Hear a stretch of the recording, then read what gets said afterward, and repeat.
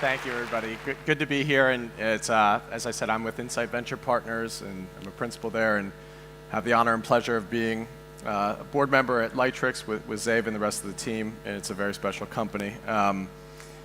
Maybe just to start, we'll take you back and give Zeev the forum here. So tell us a little bit back in, I guess, 2012, 2013, when you and your co-founders left the world of academia to launch Facetune 1 and what that journey was like. So we actually didn't think about Facetune in the beginning. I think we just realized that there is an opportunity in the market of content creation for mobile, right? I mean, I think a lot of people in the dawn of mobile kind of assume that mobile is a great platform for social networks, it's a great platform for gaming, less so for content creation.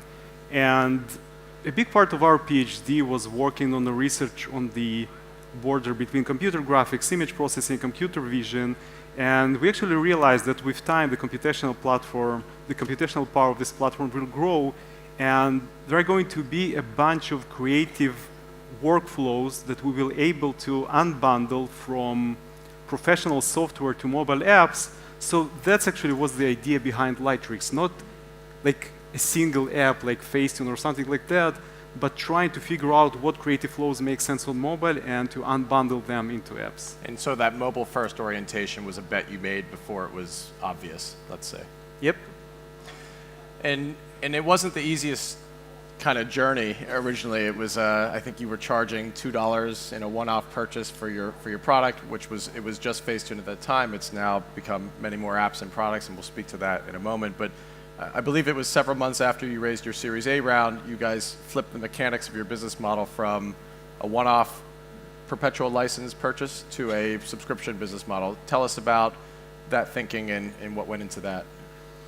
So it was around 2015. We already had two apps, so Facetune 1 and then Light 1, that were constantly in the top paid ranks of the App Store.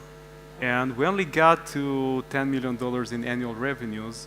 So we actually realized that it doesn't matter how many more hit apps we're going to create, there is no way that we can get to, say, $100 million in annual revenues using the same business model.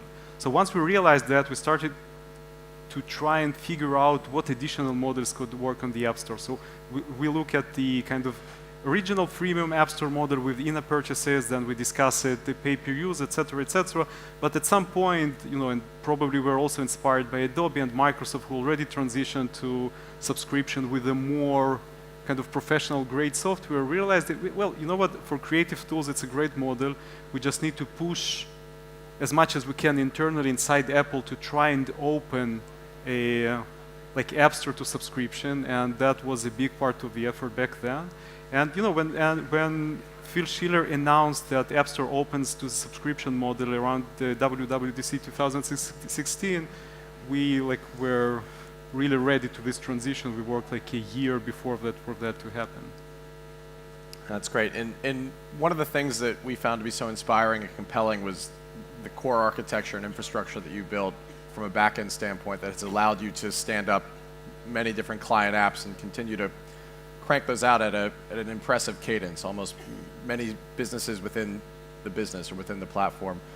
When did you really pursue that multi-app and brand strategy, and what do you think that means for the longevity and future of Lightricks?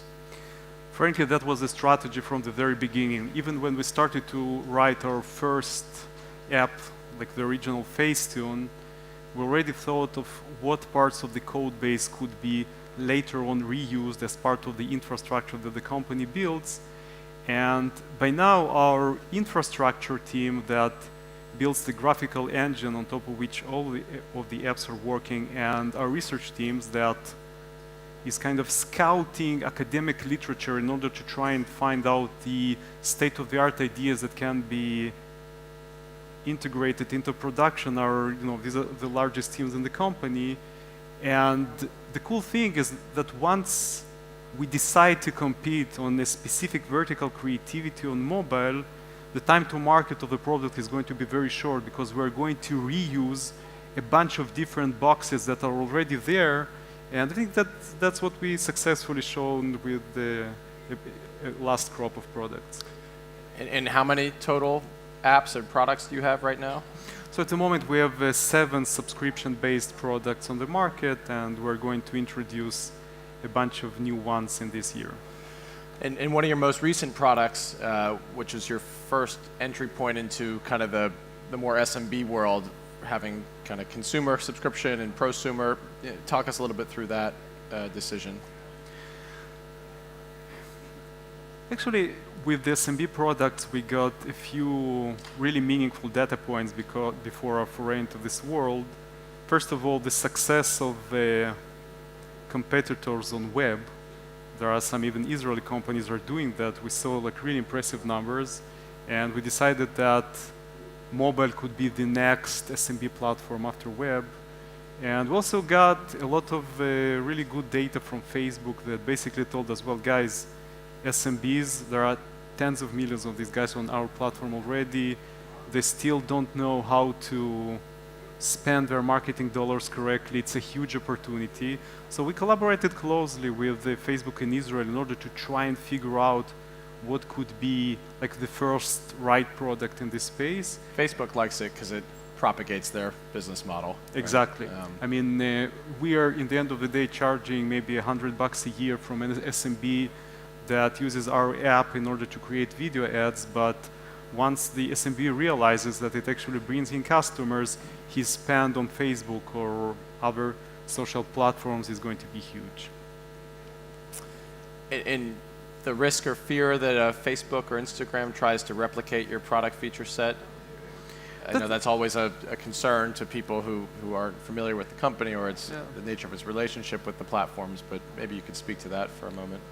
Well, that's the thing. I mean, revenues that are really meaningful for us as a company, so are not that significant for these giants, right? So, you know, these days we're trying to leapfrog from $100 to $200 million in annual revenues to $1 billion. You know, for us it's super meaningful. We're like really excited about the opportunity. But if you think about that, like for someone like Facebook, another $1 billion in revenues is not that much. And in order to create all these tools that we're building, you need to shift a whole lot of focus. You basically need to shift hundreds of people in order to do that. And I just feel that these guys have... they would rather see creative tools helping kind of substantiate their marketplace. Exactly. Yep. For the SMB world especially. Mm-hmm. And so you've crossed a $100 million revenue run rate and still profitable, and we're largely a bootstrap company until we got involved, or substantially a bootstrap company. Next path is $1 billion of revenue. What's your handicap as far as how long you think it takes you to get there? Well, you know, in the last 3 years, we're tripling the revenues each year, right? So if it continues like 2.5 years, 3 years, right?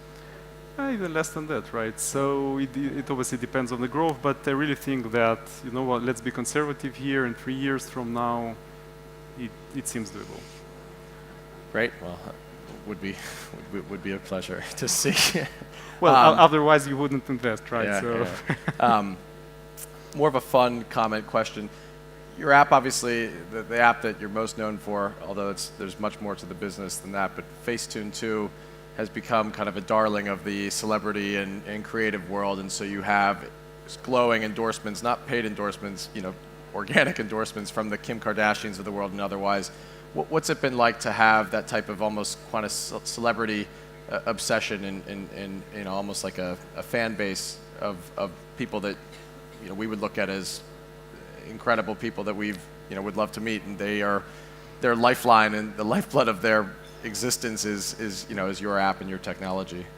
Well, frankly, must be a bit surreal. With the celebrities, it would be nice to take some credit for that, but most of it was organic. Specifically with the Kardashians, at some point we noticed that each time that Chloe mentioned Facetune, we're seeing this huge spike in downloads.